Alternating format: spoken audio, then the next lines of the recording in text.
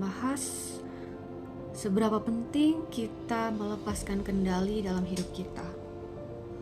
Banyak orang yang sulit sekali melepaskan kendali dalam hidupnya dan menyerahkan kepada Tuhan sepenuhnya untuk mengendalikan hidupnya.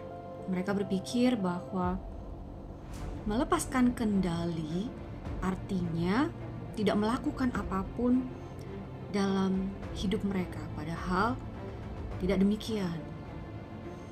Melepaskan kendali dan menyerahkannya kepada Tuhan adalah bentuk dari berserah sepenuhnya, menyerahkan hidup kita sepenuhnya kepada Tuhan supaya hidup kita selaras dengan yang Tuhan kehendaki.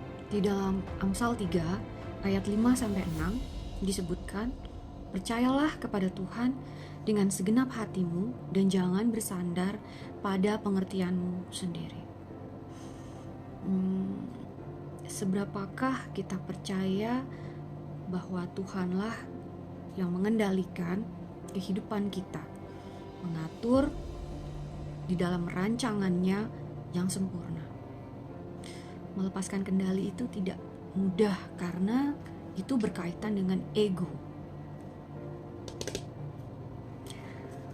Ego seringkali jadi batu sandungan manusia untuk bisa mengikuti kehendak Bapa di surga. Ada dua hal yang sangat penting untuk kita pahami di dalam Amsal 3 ayat 5-6 tadi.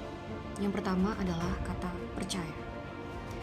Percaya artinya kita punya keyakinan yang penuh, tidak ada sedikit pun keraguan. It means 100%. Tidak ada 0,0000 sekian. Tidak ada. Utuh penuh, percaya kepada Tuhan, meyakini bahwa apapun yang diberikan, diizinkan Tuhan terjadi dalam hidup kita, Tuhan izinkan terjadi untuk hal yang baik dalam hidup kita. Meskipun dari sudut pandang kita itu hal yang buruk. Tetapi kata percaya itu melebihi logika berpikir kita. Kata percaya artinya kita meyakini hal yang belum terjadi, melalui iman kita mengakuinya bahwa ada hal baik yang dipersiapkan bagi kita.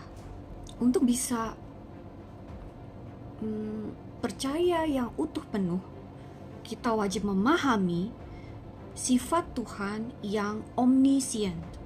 Artinya Tuhan maha mengetahui. Our mind, our logic cannot comprehend God's power. Logika berpikir kita tidak mampu mendalami, mengetahui secara penuh rancangan atau desain yang dibuat oleh Tuhan bahkan sebelum dunia diciptakan. Baik semesta ini maupun masing-masing dari individu kita. Ketika kita memahami bahwa Tuhan adalah omniscient, Tuhan maha mengetahui dulu, sekarang, dan selama-lamanya. Saya mau memberikan sebuah contoh bagaimana Tuhan itu maha mengetahui bahkan sebelum hal itu terjadi. Suatu ketika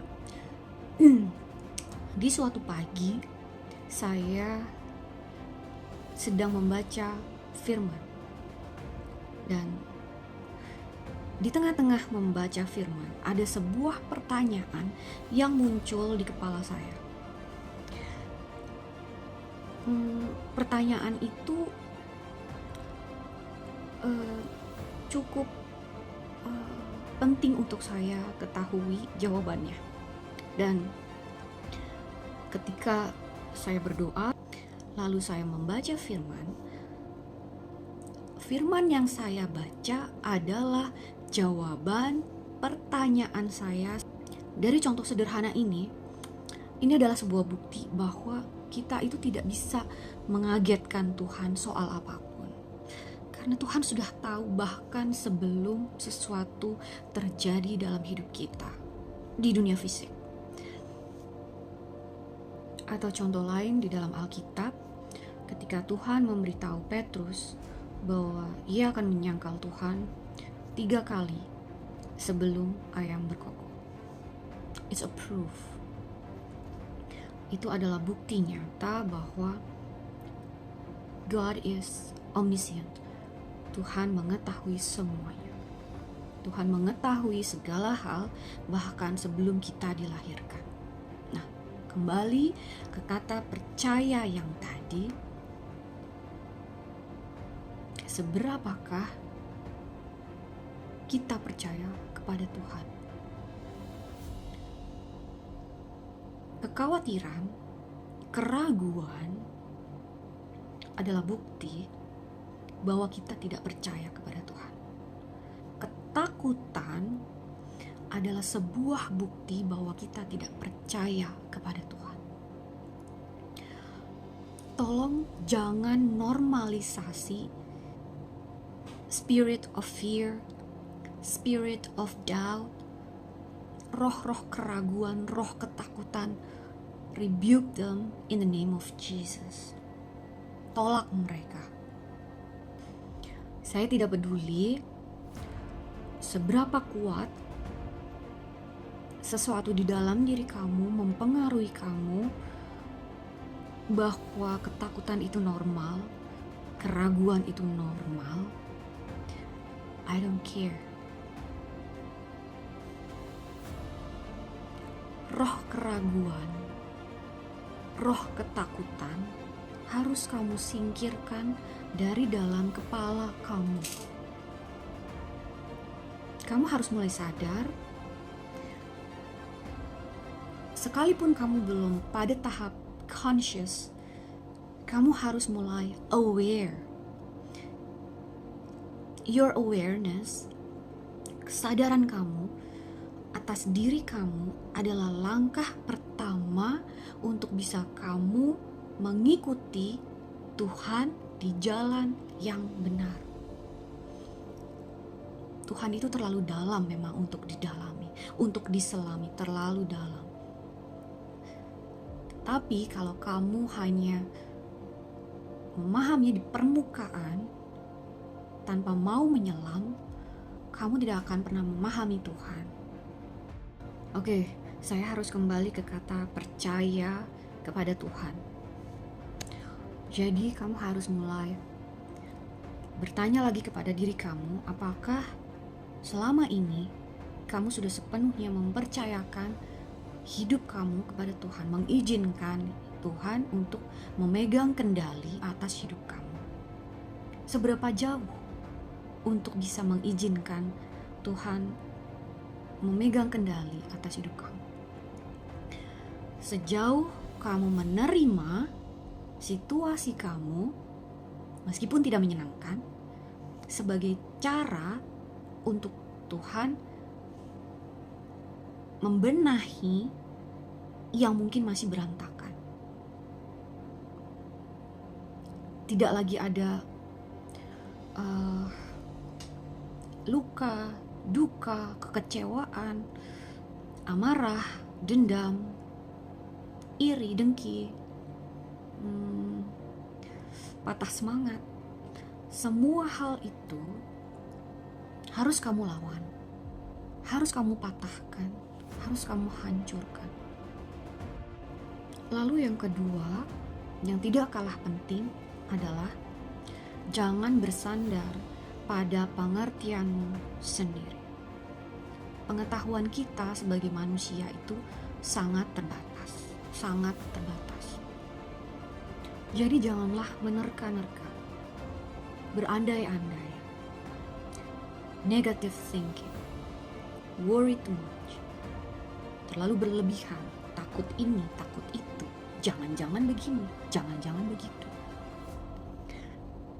Pikiran kita, mindset kita itu dipengaruhi oleh latar belakang kita, hal-hal yang pernah terjadi di masa lalu kita. Banyak hal, faktor eksternal yang mempengaruhi our mindset, cara berpikir kita. Nah, ketika kita memahami ayat di Amsal 3 ayat 5-6 ini, sudah waktunya kita membenahi cara berpikir kita dari sudut pandang Tuhan, bukan lagi dari sudut pandang kita manusia. Apakah mungkin? Jika Tuhan izinkan kamu memahaminya, sangat mungkin. Apakah bisa? Tentu bisa. Dimulai dari berserah, kendalikan pikir. Ini analogi sederhana ya. Kalau mama saya bilang, ibaratnya cara bodoh. Oke. Analogi sederhana. Bayangkan kita adalah seorang anak kecil berumur 3 tahun, tidak tahu apapun. Oke. Dan Tuhan adalah orang tua yang sedang memasak di dapur untuk makanan kita. Sebagai anak kecil yang tidak tahu apapun, kita tidak sabar menunggu. Kita masuk ke dapur, kita ambil apapun yang ada di situ. Ada cabai, ada bawang, kita ambil cabai itu lalu kita makan karena kita lapar. Sedangkan makanan itu memang belum siap karena sedang diracik dan dimasak. Kita ambil bawang putih, kita kunyah, kita menangis karena rasanya tidak enak. Sedangkan Tuhan di situ sedang memasak. Karena ketidaksabaran kita, ketidaktahuan kita, kita merasakan sesuatu yang tidak enak dan tidak nyaman. Dari contoh yang sederhana itu, tentu kita tidak mau menjadi anak Tuhan yang seperti balita berumur 3 tahun. Kita mau menjadi anak Tuhan yang dewasa secara iman, yang mau menunggu dengan penuh kesabaran, ketekunan, kekuatan, dan keteguhan hati, serta ketahanan untuk mempercayakan masakan yang enak yang sedang dibuat Tuhan di dalam dapurnya, di belakang layar. Kita menunggu.